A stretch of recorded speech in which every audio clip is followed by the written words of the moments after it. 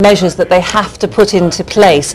They've got to raise women's retirement age from 60 to 65. They've got to curb early retirement, and they've got to increase the number of contribution years it needs to take to get a full pension. The reason behind this, Greece has got to cut its budget deficit. It's currently 13.6% of GDP. They've got to almost halve that in a year. Now, of course, all these austerity measures, these pension measures, are the latest in a line of austerity measures. And again, the people of Greece don't like it, and we are expecting to see some protests. OK, Sally, we'll have all that news and a lot more, of course, in 20 minutes' time or so in World Business Report.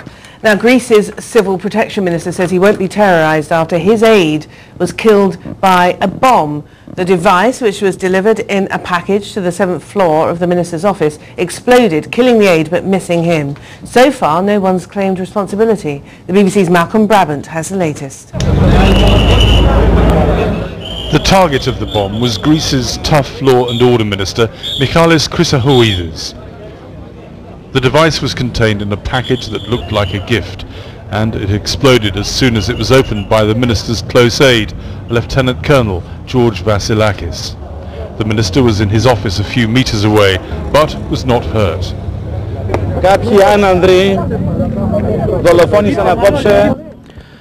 A group of cowards murdered tonight an honourable and able officer, a father of 2 children.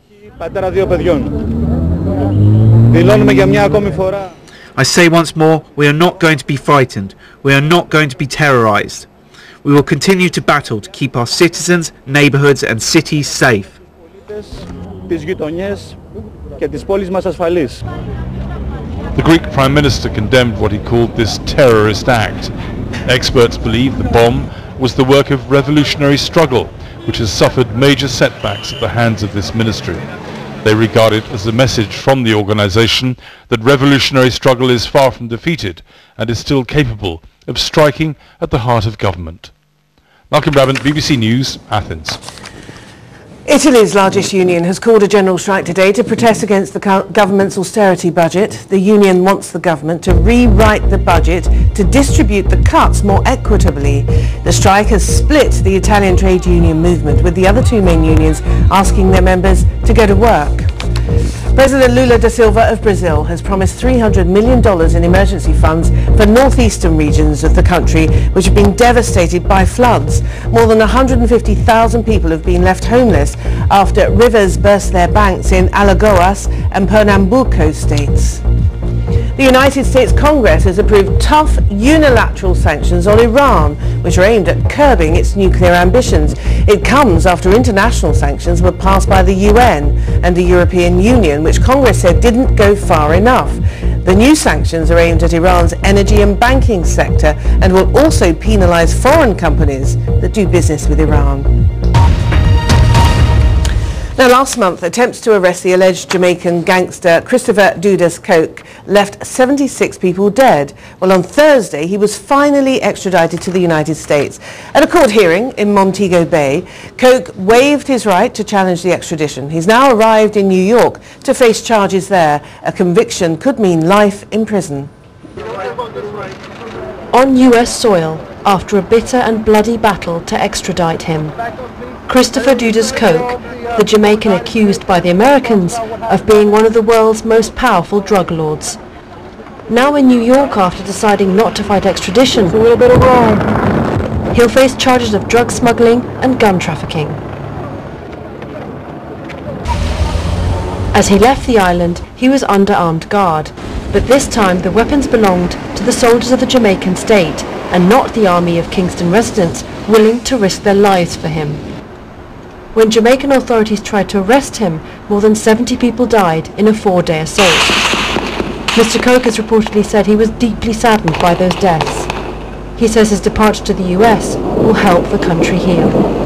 I believe that this is a very good and positive moment for Jamaica to show that due process is alive and well.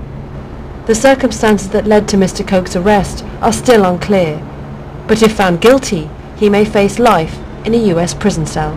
Stephanie Holmes, BBC News. You're with BBC World News. I'm David Eads in Cape Town. They're still going on about this, you know, the Jabulani. Well, we're putting it to the test. We put the ball at the feet of a Dutch master so he can tell us, is it good or is it bad?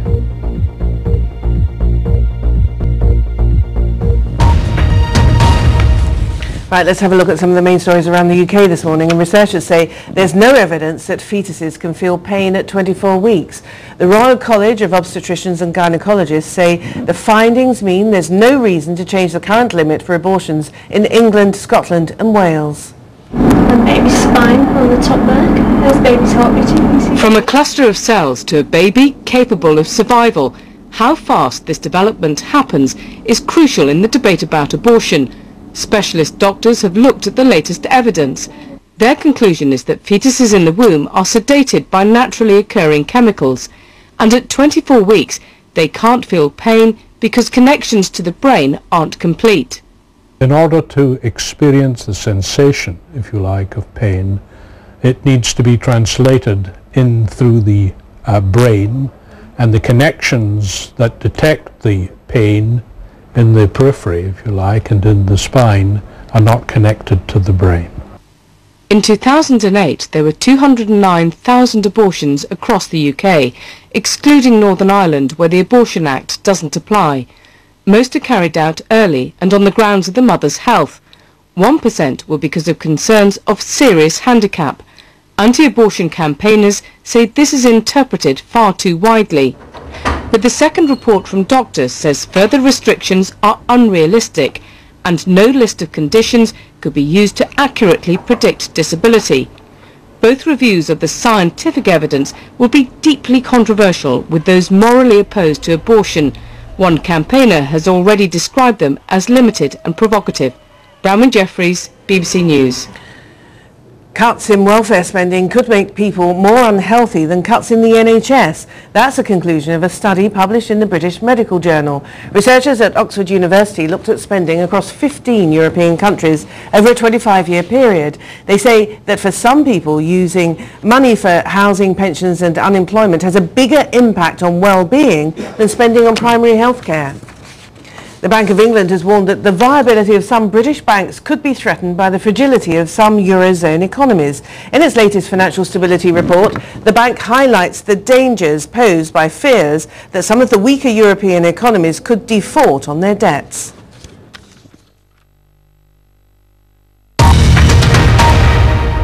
These are our top stories here at BBC World News this morning. Leaders of the world's major economies have been arriving in Canada for the G8 and G20 summits, very close to Toronto. They're expected to focus on reducing national deficits whilst trying to support growth. A senior Greek official has been killed when a parcel bomb delivered to the security ministry in Athens went off within a few metres of the minister's desk. And coming up in World Business Report, markets are nervous ahead of this weekend's summits. Investors fear deep divisions over the economy and banking reforms. Now, in just a little while, we're going to go to Cape Town for the latest action in the World Cup with David. But first, Britain's festival season is already well underway. Tens of thousands of music fans have descended upon Pilton Farm in Somerset, that's in southwestern England, for the 40th anniversary of the world-famous Glastonbury Festival. Well, unlike recent years, it's all been sunglasses and bikinis rather than Wellington boots and brollies. And it's a good thing, really, as the festival welcomed an appearance from a rather unexpected guest, as the BBC's Lizo Mzimba now reports.